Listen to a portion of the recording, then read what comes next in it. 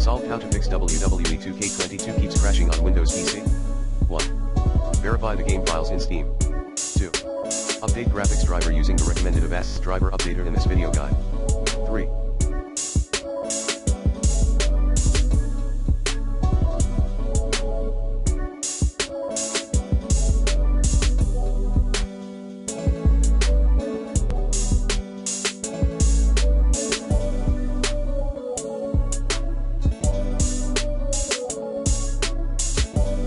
Install the latest game patch.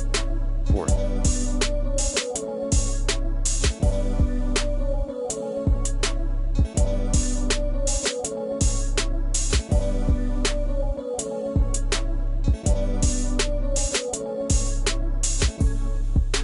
Install the latest DFX files.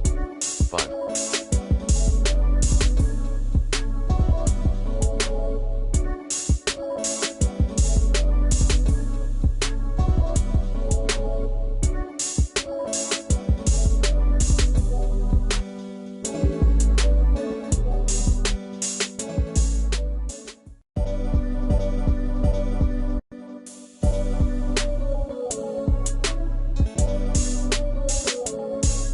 Stop overclocking. 6.